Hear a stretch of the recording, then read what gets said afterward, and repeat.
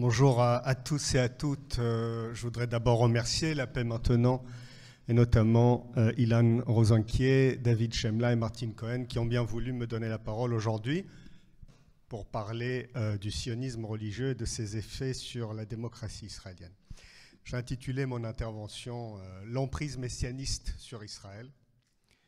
Je voudrais tenter d'expliquer ce qui se joue, voire se cache derrière l'alliance entre le Likoud, les partis orthodoxes, le sionisme religieux, les trois blocs qui constituent le gouvernement israélien actuel, et la dégradation affolante, persistante, quotidienne de la démocratie en Israël, le mépris des institutions politiques issues du sionisme historique et la menace sur le droit, l'idéologie dite du messianisme ou la réduction messianique de la politique démocratique, réduction aussi du sionisme et une réduction, mais c'est pour un autre jour, un autre débat, la réduction du judaïsme au messianisme.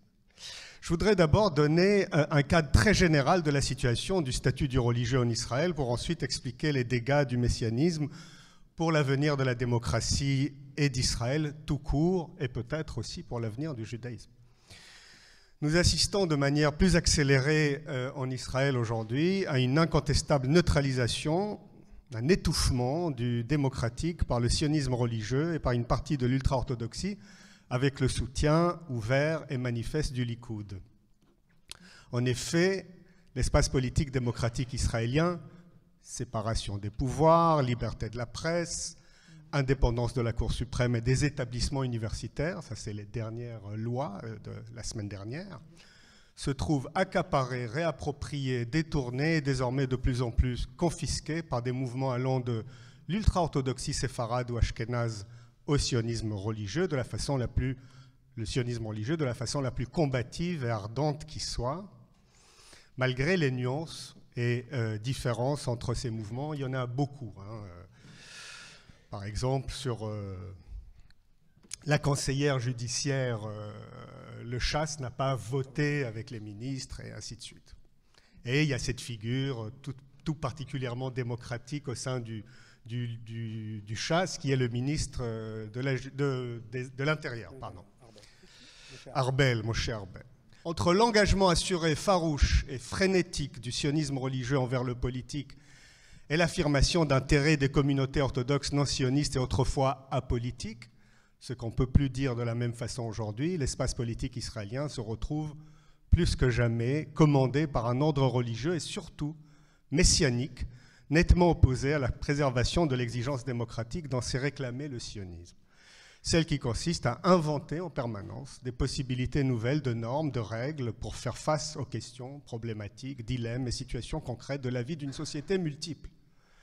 La distance se creuse aujourd'hui de plus en plus entre le monde juif se revendiquant du judaïsme orthodoxe en Israël et la démocratie. En effet, la formule qui aura longtemps organisé la plupart des discours sionistes de gauche comme de droite, État juif et démocratique, est aujourd'hui explicitement malmenée quand elle n'est pas honnie et exécrée, comme si l'idée même de démocratie représentait une certaine menace pour ce qu'ils nomment le monde de la Torah et l'identité juive. Comme si la démocratie dissimulée soit l'intention de se retourner contre les Juifs, soit une incapacité foncière à les protéger. Comme si donc la seule possibilité politique pour Israël était de se méfier de la démocratie et de ne puiser son orientation que dans la contestation des institutions qui en émanent. La conséquence n'est rien de moins que désastreuse. Le judaïsme se voit désormais quotidiennement et publiquement dissocié de la démocratie et opposé au démocratique. Le démocratique serait étranger, lointain, il appartiendrait aux autres, aux non-juifs, aux Européens, aux naïfs.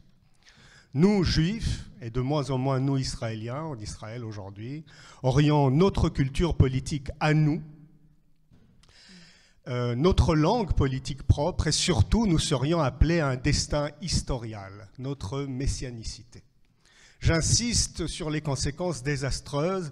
Il nous faudrait décider entre le judaïsme supposément antidémocratique et la démocratie supposément anti-judaïque.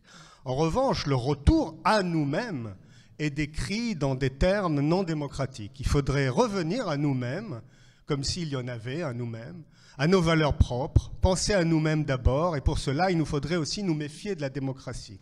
Et ne pas penser à nous-mêmes d'abord, cela vaudrait pour trahison. On bafouerait notre identité profonde au profit d'un être démocratique abstrait et universel. On ne comprend rien à la catastrophe, et je dis catastrophe pour ne pas dire crise toujours passagère et surmontable dans le cadre démocratique. On ne comprend rien à la catastrophe que traverse Israël si on n'aborde pas la situation par la question de la centralité du sionisme religieux et de sa figure tutélaire, quasi-messianique elle-même d'ailleurs, du Rav Kook, dans la vie politique israélienne, devenue la seule et unique référence politique et religieuse aujourd'hui de ce mouvement. On ne comprend pas grand-chose au ralliement du Likoud de Netanyahou au sionisme religieux et à l'ultra-orthodoxie sans connaître l'arrière-fond messianiste dont tout le monde a un peu parlé, qui s'est emparé de la vie politique israélienne de manière accélérée depuis le retour de Netanyahou au pouvoir, comme l'a dit Denis très bien. On ne comprend pas que des partis sionistes admettent et cautionnent l'exemption du service militaire à des milliers de jeunes orthodoxes au moment où des milliers d'autres jeunes du même âge se trouvent sur le front, se battent, reviennent muets de la guerre, comme disait Walter Benjamin à propos des soldats qui revenaient de la Première Guerre mondiale, quand ils ne perdent pas brutalement leur vie. On ne comprend pas grand-chose à l'acception de cette loi par le gouvernement et le sionisme religieux, malgré l'incompréhension et le sentiment d'abandon énorme qu'engendre à un moment de guerre la non-égalité devant la loi dont bénéficient les jeunes Haredim. 4 combattants de l'unité d'élite Givati ont été tués lors de la nuit du 10-11 juin dernier. 11 d'entre eux étaient grièvement blessés. Le Premier ministre israélien le savait parfaitement, les membres de sa coalition le savaient parfaitement, mais ils ont fêté avec jubilation, exultation et mépris pour les familles endeuillées l'adoption par leur coalition de la loi d'exemption du service militaire des étudiants des yeshivot. N'y a-t-il pas de l'insacrifiable, grande notion de la pensée juive, n'y a-t-il pas de l'insacrifiable pour ces gens-là? On ne comprend rien devant les explosions de joie, l'enthousiasme sacrificiel après 1500 assassinés, 101 otages à Gaza, plus de 800 soldats tués depuis le début de la guerre, 5500 blessés dans des milliers d'handicapés, probablement des dizaines de milliers de post-traumatiques atteints profondément psychologiquement, 68 000 personnes dites déplacées ayant perdu leur maison, parmi lesquelles 42% sans emploi, des dizaines de milliers de petits commerces fermés, des industries qui sont tout simplement évaporées, un exode d'une partie de l'intelligentsia et des forces vives économiques, zéro tourisme, ajoutant à ce sombre tableau une image terriblement dégradée d'Israël à l'étranger, une perte de soutien sans précédent dans le monde démocratique, des poursuites judiciaires contre les leaders israéliens et probablement contre des officiers de l'armée dans un avenir proche. Néanmoins, dans certains milieux, sionistes religieux et orthodoxes, on parle ouvertement de miracles, de salut, de salvation, de rédemption, plus que jamais. Manifestement, dans ces milieux, on croit assister à l'accélération de l'histoire. Alors que les combattants, les soldats de réserve sont appelés sous les drapeaux pour la 3e et 4e fois cette année, Aryeh Deri et le leader de l'ultra-orthodoxie séfarade Orit Struk, dont a parlé Hagit Ofran, leader du parti sioniste religieux, parle de miracles que nous verrions tous les jours. À les croire, le grand Israël appellerait à sacrifier la vie des soldats et des soldates. Car pour le sionisme religieux se loge dans l'histoire concrète d'Israël une puissante modalité sacrificielle.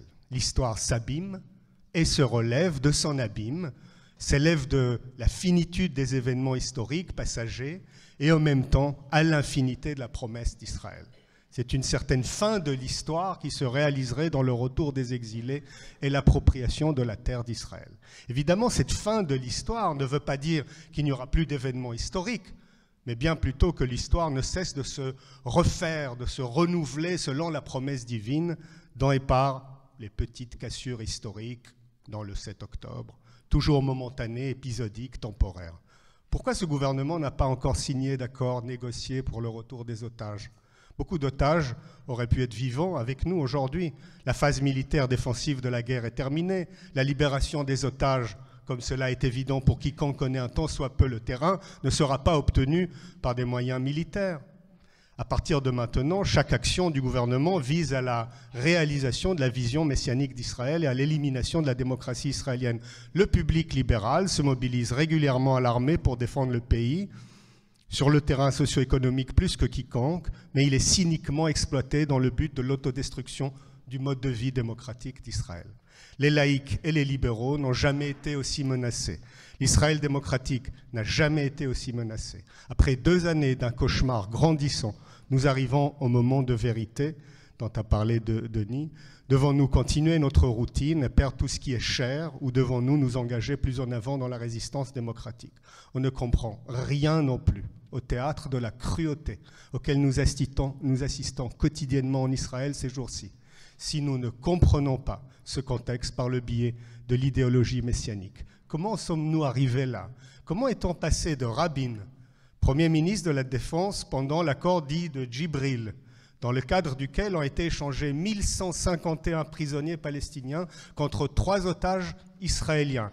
Rabin, que je cite ici dans ma traduction, la ferme volonté de ramener tout otage à la maison, en vertu de ce que nous sommes, en vertu de notre attachement à la démocratie, en vertu de notre engagement à l'égard des familles et de la souffrance que vivent les familles, une souffrance morale que personne ne peut, que personne ne doit ignorer, bien plus d'ailleurs si cette personne, il pense à lui-même, occupe un poste clé au sein d'un gouvernement. Nous devrons finalement payer un lourd tribut. Comment est-on passé de ces mots de Rabin au plus grand mépris, au dédain des membres de la coalition gouvernementale, dédain sans nom à l'égard des familles des otages et des victimes du 7 octobre, à une forme de sadisme du type « ils l'ont bien mérité, ces gauchistes », auquel on assiste quotidiennement à la Knesset? D'où vient la multiplication à tout bout de champ de l'accusation d'infidélité et de trahison qu'on entend de plus en plus en Israël, avec de plus en plus de violence à l'égard du camp libéral? Changer le nom de la guerre de épée de fer à guerre de résurrection, à guerre de relève, Tkouma, Milchemet Tkouma, n'est pas seulement un geste sémantique, mais une tentative délibérée de Netanyahou et de son gouvernement de remodeler la conscience publique. Ces décisions cherchent à occulter la réalité traumatisante de la guerre en la présentant comme nécessaire à la poursuite de la renaissance, de la régénération nationale. Ainsi, le public est poussé à croire que la guerre est une étape naturelle dans un processus historique, profond, historial, tout en étouffant le discours sur la perte, la douleur, la catastrophe. Aujourd'hui, le gouvernement parle de guerre de résurrection et cherche à détourner l'attention des échecs et des omissions du gouvernement dans la gestion de la catastrophe. Sur le plan politique, Netanyahou et son gouvernement en profitent en assurant leur position de leader de la lutte, tout en réduisant, en brisant les critiques et les échecs qui ont conduit à la guerre. La langue devient outil de contrôle de la sensibilisation du public, tout en réduisant le sentiment d'échec et le prix réel que paient de nombreuses familles. La guerre est utilisée pour atteindre les objectifs de survie de Netanyahou, échapper à la justice, à la colonisation et la colonisation, l'annexion et l'écrasement de la contestation civile, démocratique et sioniste. J'en viens au Rav Kook. Le sionisme religieux impose un certain jargon de l'authenticité entre vrais et faux juifs, entre plus juifs et moins juifs, juifs pleins, remplis et juifs vides et superficiels, juifs auprès de lui-même ou en accord avec lui-même et juifs sécularisés, profanés, profanateurs, pour ainsi dire, éloignés de ce qu'ils seraient réellement et en profondeur. Par ailleurs, ce sont les fondateurs du sionisme, ainsi que le camp dit libéral, les Tel-Aviviens, comme on dit avec beaucoup de mépris, qui se voient accusés d'approximation, d'être des juifs partiels, pire, d'avoir fondé le pays sur des assises étrangères importées des lumières européennes et pour ainsi dire inappropriées, pire, d'être des juifs honteux. Héritier de la Haskalah aussi, le sionisme socialiste ou libéral est vilipendé par les sionistes prétendant réaliser une synthèse parfaite et une réconciliation absolue entre l'orthodoxie juive, la halakha, la loi juive et le nationalisme ethnocentrique. Dans les termes du koukisme, Dieu d'Israël, Eretz Israël, la terre d'Israël et Am Israël, le peuple d'Israël, dans une alliance parfaite. Soit dit en passant, ce ne sont pas seulement les Israéliens laïcs et libéraux qui se retrouvent ici écartés de ces définitions puristes de l'identité juive, c'est toute une culture politique pragmatique, un rapport à l'histoire et à l'humanité qui se voit mise au pilori. c'est aussi la grande majorité des juifs libéraux en diaspora qui sont exclus de l'être juif. J'insiste pour le dire ici, même si ça a été dit, je le redis, c'est pour cela que nous devons bâtir une alliance entre juifs libéraux et démocratiques en diaspora et ceux en Israël qui ont tant besoin de ce soutien. Si on a tellement raison de s'élever contre l'essentialisation d'Israël par l'extrême gauche européenne, on a tellement raison de le faire, qu'attendons-nous pour nous élever contre celle qu'effectue de la manière la plus vulgaire le sionisme religieux? Le sionisme religieux, dans son accaparement de l'armée et de l'éducation nationale, a réussi à répandre l'idée en Israël que l'histoire concrète de l'État d'Israël rencontrerait effectivement la temporalité messianique. Tous les événements historiques, heureux ou malheureux, les catastrophes qui auront rythmé l'existence de cet État, jusque l'assassinat de Rabin et désormais avec une exaltation des plus douteuses le 7 octobre, se lisent à l'onde d'une téléologie centrée sur l'éclosion prédéterminée, l'avènement d'une vérité propre à soi, notre auto-réalisation accomplie. En vérité, pour ce courant dit religieux du sionisme qui fut marginal pendant de nombreuses années après la fondation de l'État, la réalité, le devenir historico-politique et la temporalité messianique n'ont jamais été distincts l'un de l'autre. Et lorsque l'histoire a poussé ces deux pendants indissociables à une séparation, comme au moment de l'émancipation ou de la sécularisation ou de la démocratie, celle-ci n'aura été que contingente, accidentelle et de simple apparence. Certes, cette dialectique ne saurait éviter les moments de crise, les catastrophes, les malheurs dits de l'histoire, que le Rav Kook, la figure tutélaire de ce mouvement, ne manque pas d'interpréter à sa manière. Elles sont passagères, elles sont transitoires.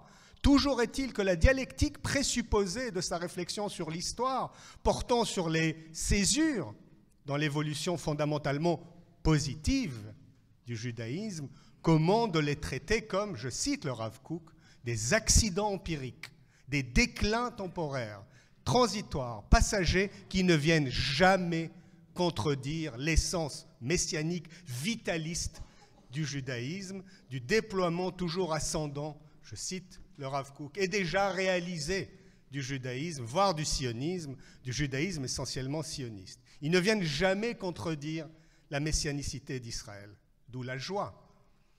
Car cette essence vitaliste ne saurait être interrompue.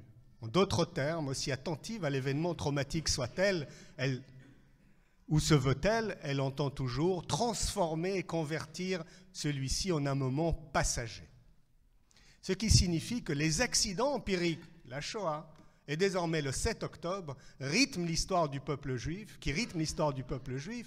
ne se seront produits que depuis la ressource pleine et entière de cette essence qui ne cesse de revenir à elle-même et de tout justifier.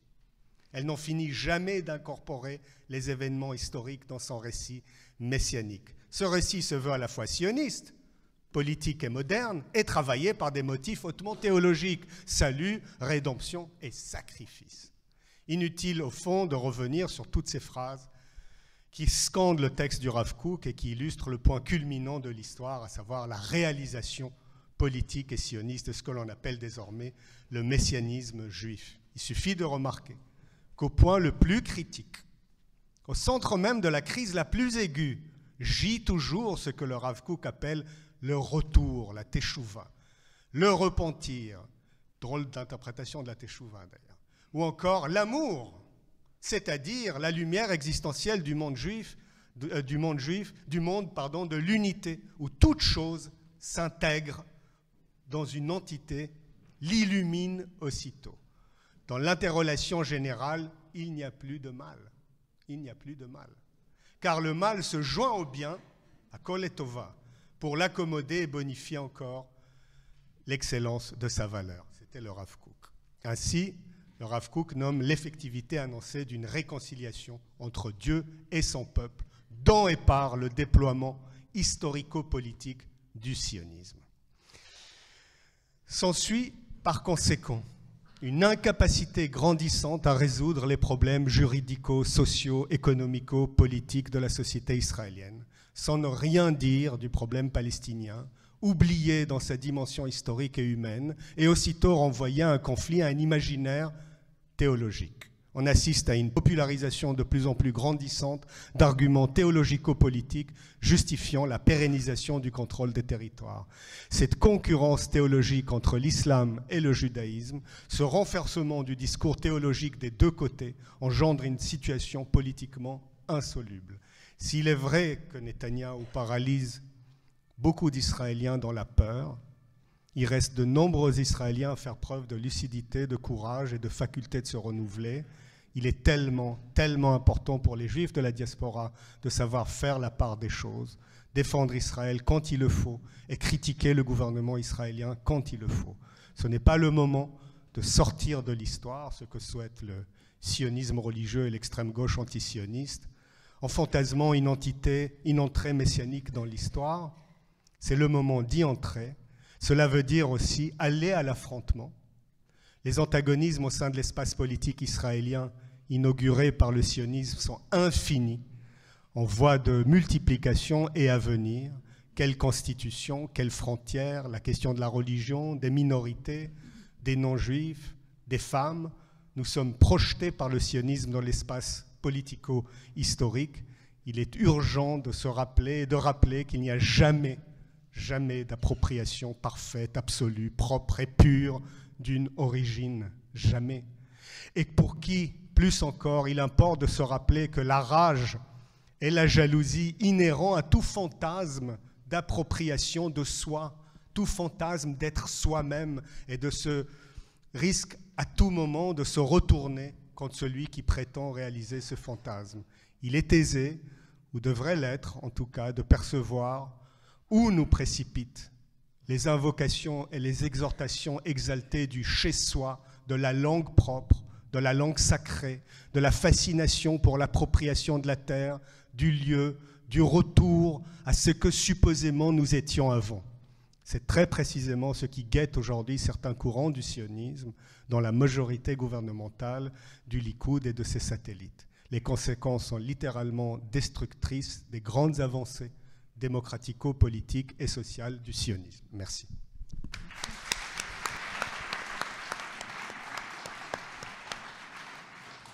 Merci beaucoup.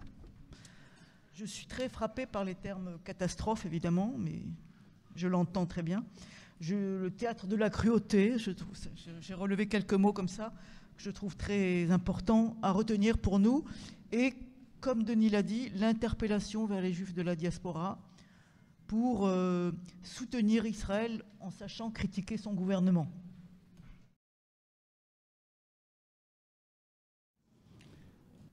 Moi, je suis franco-israélien.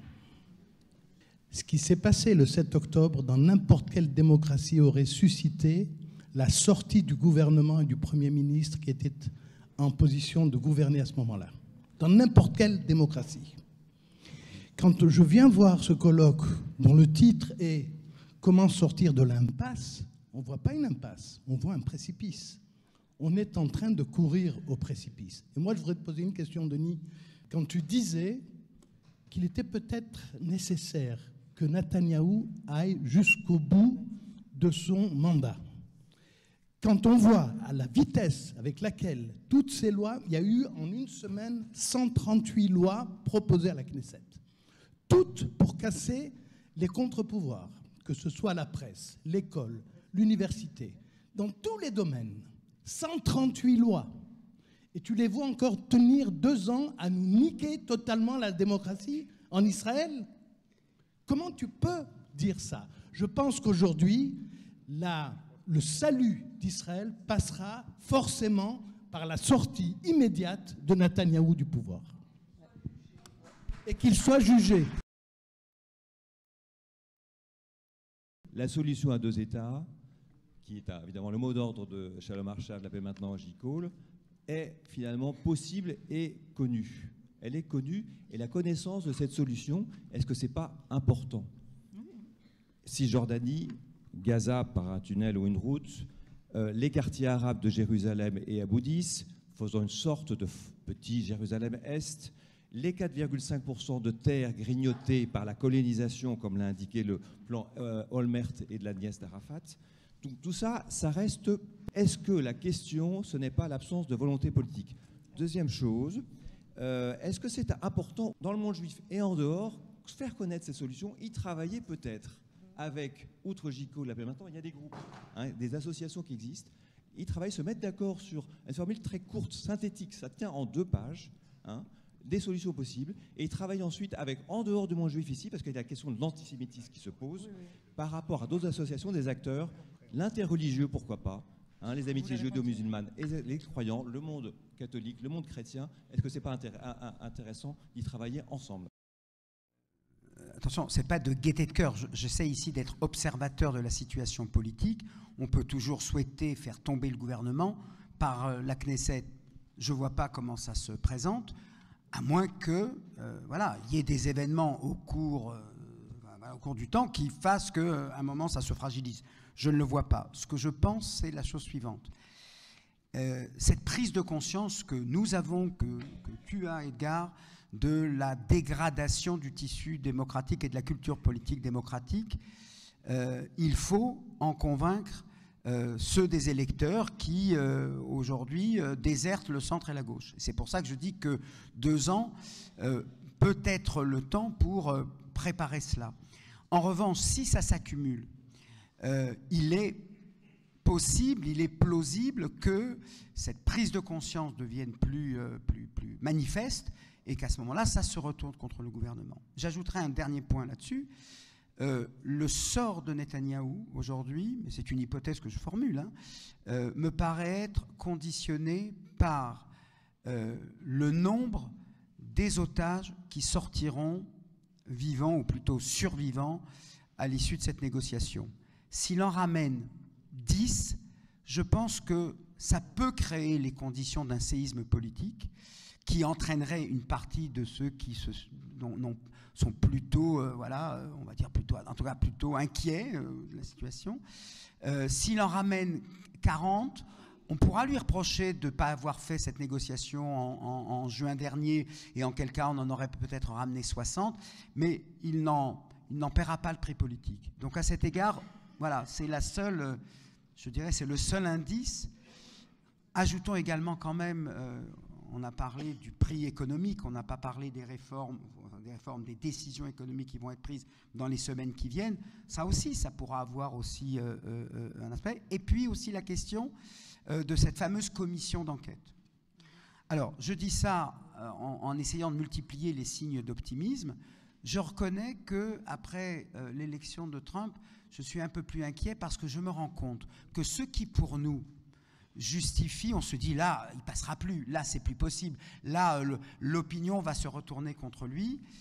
Il faut être beaucoup plus, un peu plus pessimiste et se dire que ce qui à nous apparaît scandaleux, terrible, terrifiant sur tous les fronts, intérieurs et extérieurs, pourrait ne pas l'être pour une partie du public qui accroche, même quand ils ne sont pas sionistes et religieux, à cette idée de « bon, bah, aujourd'hui c'est difficile, mais demain ça verra la lumière ». Et ce qui est pour moi terrifiant, c'est aussi une question que je te pose en fait, Raphaël, j'en profite, c'est que ce qui est terrible pour moi, c'est que ce messianisme, dont je comprends parfaitement la valeur thérapeutique, conciliatrice qu'il pouvait avoir en diaspora, c'est-à-dire aujourd'hui c'est terrible, c'est les ghettos, les expulsions, etc. Mais à la fin des temps, tout ça va s'arranger. Comment, et ça fait partie peut-être du prix d'Israël, du coût d'Israël, c'est-à-dire dans les conditions de la souveraineté, dans les conditions de l'État, se transforme en quelque chose qui est, permettez-moi le mot, monstrueux. Sur les élections en 2026, comme l'a dit Denis, et ce départ de Netanyahou que nous sommes nombreux à rêver, il m'arrive aussi, j'avoue, il m'arrive depuis un certain temps de penser que le procès contre lui ne fait que le renforcer. Vous savez, Netanyahou fait partie de ces gens qui comprennent mieux que quiconque les limites de la démocratie.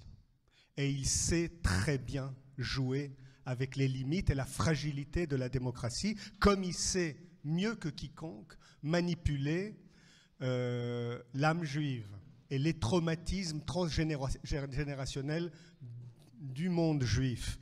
C'est-à-dire que Netanyahou a compris mieux que quiconque comment manipuler la blessure fondamentale du judaïsme et des craintes et des peurs qu'elle entraîne. Par ailleurs, il y a aussi un argument, alors évidemment qui est très très difficile à penser dans le contexte actuel, je le dirais à partir d'une certaine réflexion sur l'histoire du sionisme et de la provocation que crée dans l'histoire du judaïsme l'espace politique du sionisme, c'est que le sionisme n'est pas que l'affirmation de l'identité juive.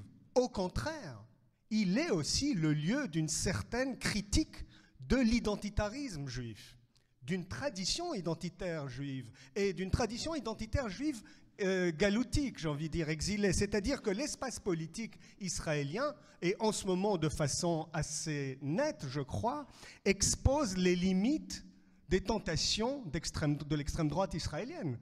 Là, nous assistons aux limites flagrantes de Ben Gvir comme ministre de la Sécurité, aux limites flagrantes, tu en parlais, de Smotrich comme ministre de l'économie, qui dit que son économie, elle est messianique, qu'il n'a aucune culture économique, mais on n'en a pas besoin pour gérer le pays, puisque nous sommes sous le commandement divin de toutes les façons. Donc, vous voyez, attendre un peu, et c'est très difficile, je reconnais. C'est extrêmement difficile, et je fais partie des gens qui participent à la contestation tous les jours et à l'organisation des contestations.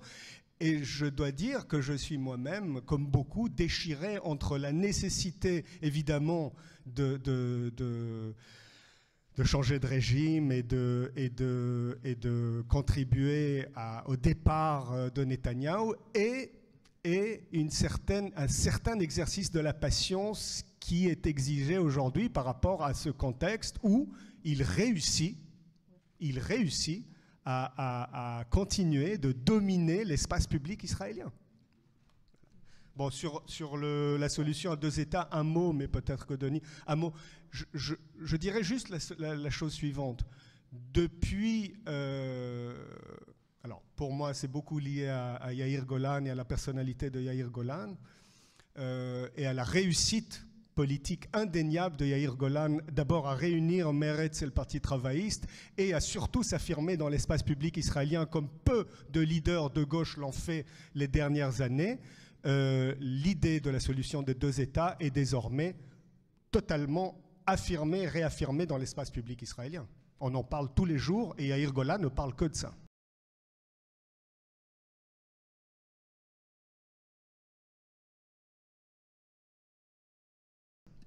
L'occupation absolument grandissante et terrifiante du messianisme dans l'espace politique israélien.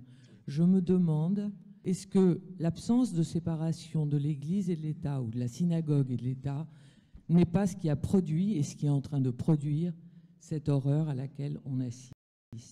Il y a depuis plusieurs années en Israël des groupes qui se montent et qui sont dans un militantisme très important. Je pense par exemple à des groupes comme Standing Together, Shalom Arshav, etc.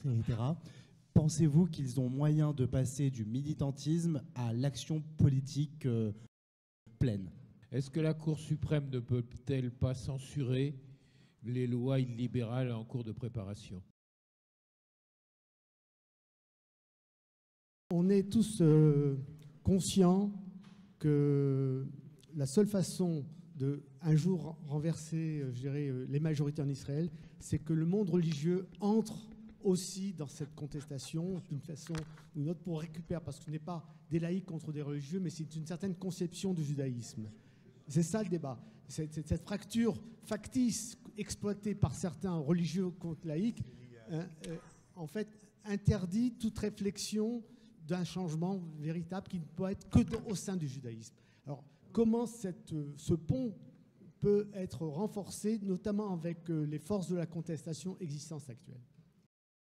Il se trouve que moi, j'ai fait ma thèse de doctorat sur la démocratie chrétienne, c'est-à-dire sur ces catholique intransigeant, mais qui voulait être profondément républicain. Et donc moi, je suis toujours très sensible, quand on m'interroge là-dessus, sur dire, attention, c'est pas le judaïsme, c'est pas le messianisme. Regardez le statut de messianisme, c'est Gershom Scholem ou sur Walter Benjamin, vous allez voir que c'est totalement autre chose. Donc c'est bien une certaine version, une version dominante aujourd'hui, une version hégémonique, et il faut, comme on dit souvent dans d'autres contextes, il faut veiller à ne pas jeter le bébé avec l'eau du bain.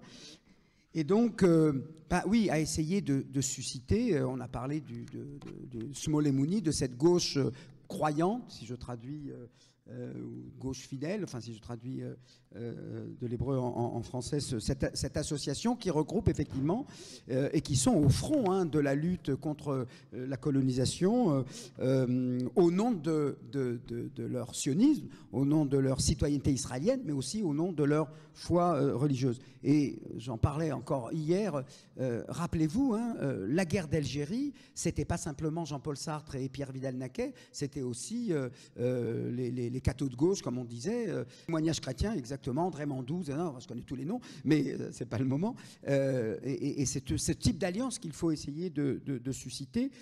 Et donc en veillant bien à faire la distinction et à ne pas tomber dans le piège, en quelque sorte, laïque contre religieux. Sur la Cour suprême, oui, la Cour suprême peut encore, puisque rien n'a été modifié jusqu'à ce jour de ses prérogatives, et c'est ce qu'elle a fait lorsqu'elle a annulé la loi sur le caractère, sur les caractère irrecevable ou déraisonnable, plus exactement déraisonnable d'une décision gouvernementale. Elle peut encore le faire, si ce n'est que à un moment la confrontation sera sans doute plus aiguë, et du jour où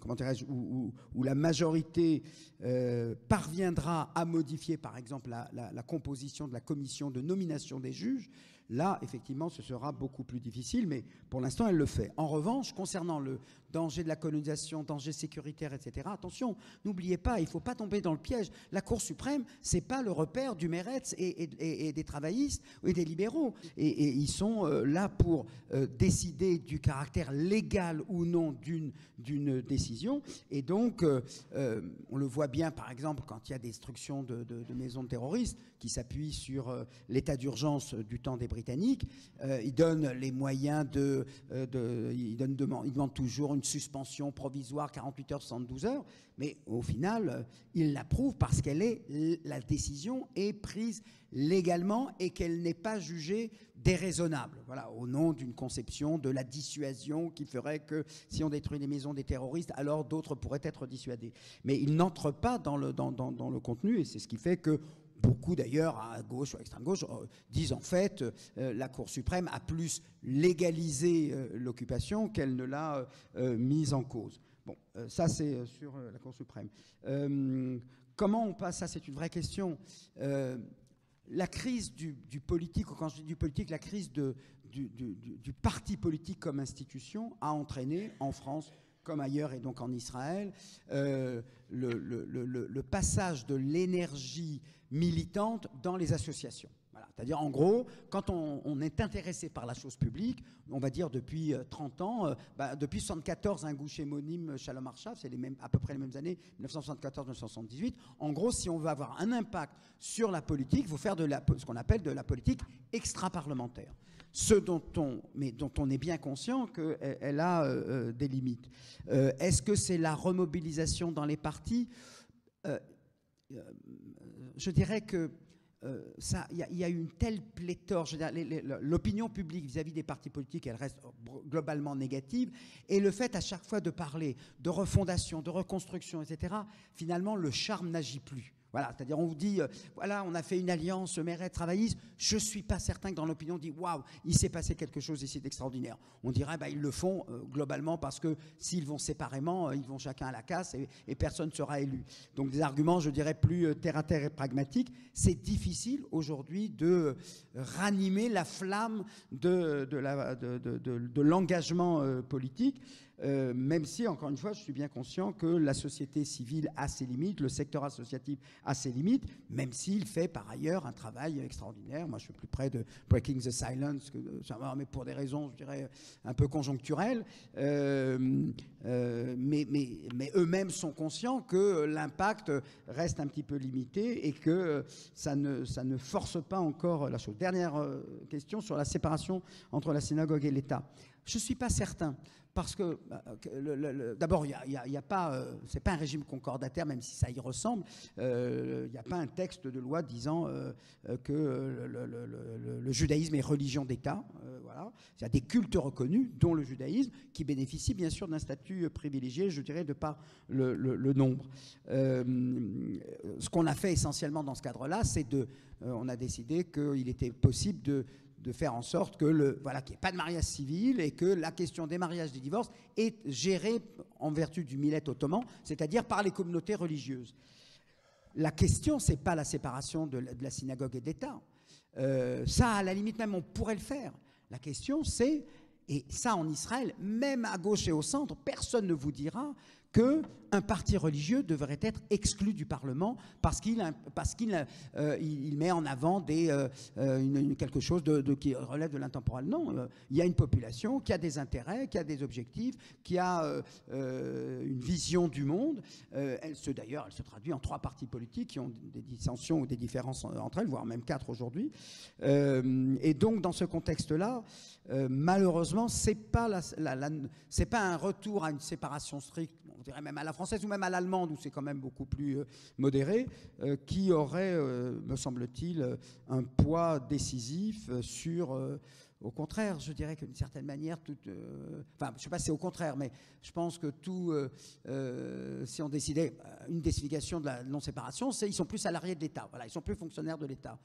Je ne suis pas sûr que ça ne remplirait pas, je dirais, les foules de militants quasi-révolutionnaires, en quelque sorte.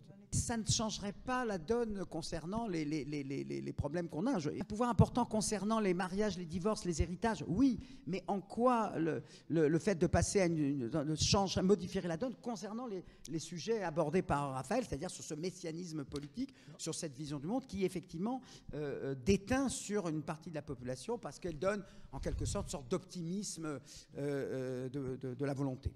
Alors juste un mot sur la question de la séparation de la synagogue et de l'État. Je vais être très schématique, probablement beaucoup trop schématique. D'abord, Israël ne sera pas un État laïque sur le modèle français, certainement, absolument pas, et jamais. Par contre, tu poses une question qui est très importante pour tous ceux qui s'intéressent comme nous à la pensée politique sioniste aujourd'hui. Qu'est-ce que c'est que de penser cet espace? Toute pensée politique sioniste aujourd'hui devra soigneusement, mais je dis soigneusement, distinguer un certain souffle hébraïque, une certaine tradition juive, une certaine pensée juive et la tentation théocratique. Et ça a toujours manqué à la gauche et au camp libéral israélien. Ça change énormément depuis un certain temps. Vu l'évolution du statut de la religion en Israël, il faut savoir et apprendre et réapprendre à retravailler l'héritage proprement religieux du judaïsme afin de le confronter, l'approprier, avec la démocratie tout autrement. Alors, je sais que ça fait un petit peu slogan, mais je le dis toujours, et je ne suis pas le seul à le dire, on l'a beaucoup dit, de même qu'on n'abandonne pas la nation nationaliste, il ne faut pas abandonner la religion aux rabbins. On a fait cette erreur en Israël. Vous savez, et il ne faut pas abandonner l'idée messianique au messianisme. Vous savez, l'idée messianique, tu parlais de Scholem ou de... Je ne sais pas si c'est le meilleur exemple, Scholem en l'occurrence, mais Benjamin ou d'autres, et la tradition juive n'a pas du tout pensé le messianisme de cette façon-là. Mais absolument pas. C'est un phénomène tout à fait nouveau. Vous savez, la manière qu'a eu, c'est un énorme mystère et c'est lié à la dégradation de la vie en Israël. Le succès incroyable du Rav Kook qui s'explique très difficilement. Très difficilement. Je veux dire, pour moi, le fils et le père, c'est la même chose. Je ne fais pas ces distinctions. Franchement, je la trouve pas sérieuse et pas intéressante. Le père que j'ai lu est responsable du fils et de tout ce qui est devenu le mouvement sioniste religieux. Tout est déjà dans les écrits du père. Et donc, il faudrait, vous voyez, il faudrait beaucoup de temps, mais en tous les cas, il faut ce que les anglophones appellent un certain reclaiming. Comme on doit faire un reclaiming du sionisme, on doit faire aussi, alors je ne sais pas quel est le mot en français, mais une réappropriation, un reclaiming du judaïsme.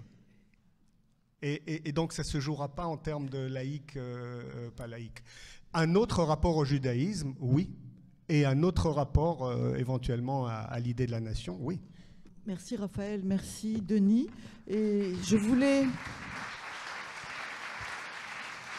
Et merci à Hagit aussi. Mais je voulais citer, puisque c'est tout à fait dans notre débat de ce matin, le livre du rabbin Rivon Krigier, qui est proche de nous, mais pas géographiquement malheureusement, sinon il serait peut-être ici parmi nous. Mais le livre qui s'appelle Fondamentalisme et humanisme dans le judaïsme, qui est une grande relecture des textes rabbiniques pour montrer à quel point il y a des tendances différentes dans cette grande tradition rabbinique, des tendances au fondamentalisme, des tendances à l'humanisme, et pour choisir délibérément, c'est son choix, il l'affirme, plutôt la tendance humaniste. Hagit Ofran parlait du Smol Emuni, la gauche croyante. Oui. Je ne sais pas comment on traduit exactement. Dans le dernier rendez-vous sommet, comme ils disent, du Smol Emuni à Jérusalem, il y avait des milliers de personnes. Et donc, il y a aujourd'hui tout un regain d'intérêt pour une autre interprétation du judaïsme et de la politique. Ok, merci.